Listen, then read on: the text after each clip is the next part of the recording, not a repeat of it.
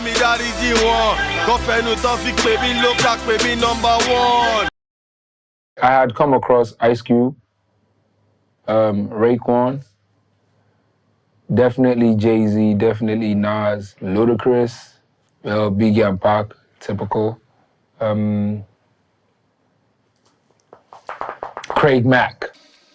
Your exposure to what, like the origin of rap and mine are different. I'm growing up in Nigeria and I'm at the mercy of the CDs that Kev D, Gigaboss can pirate and put on a Balende bus stop that I can go there and buy. I'm going amidst plenty Yoruba, plenty Pidgin English, plenty all the type of things. Cool, but I wanted to do more. And the energy that attracted me was easily hip hop.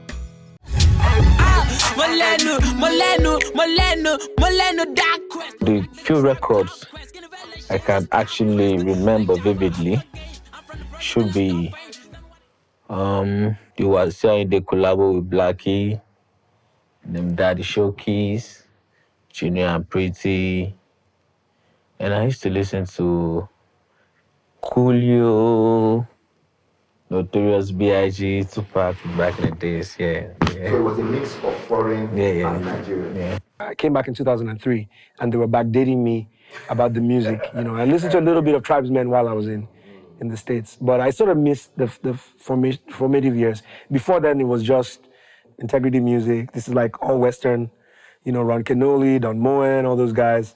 And so a lot of the music I would, you know, would be centered around church. I used to tell everybody I can rap. And, you know, I used to listen to a lot of people and tell people I can rap more than these people.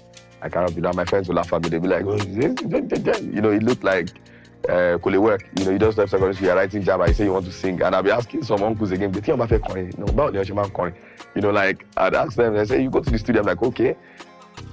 Then they, Modef, who ended up being Nice's manager, we used to make music together.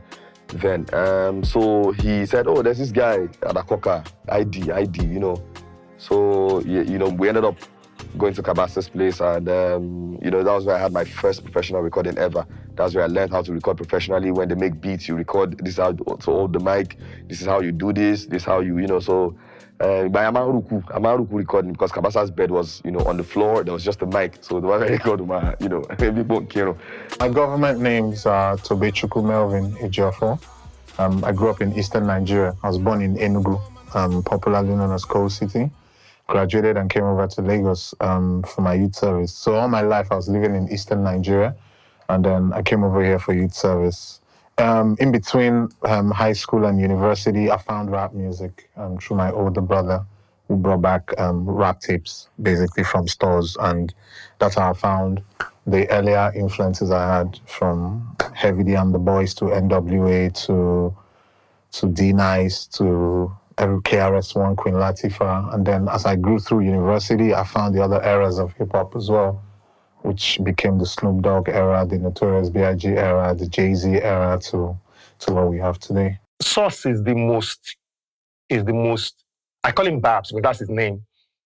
He's the most complicated guy in this Nigerian rap game. I don't know. He is so American that when I realized that he was Nigerian, it blew me away. He's very American, gangster, you know, do this, I'm on the street, I'm getting money, you know, he's like all the kind of stuff that you watch on TV about American guys. Like, he is like that, even though he's Nigerian and he speaks Yoruba.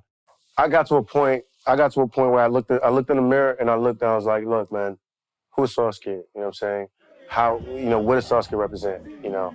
And like you said, I came from that gangster rap, that, you know, hip hop mentality.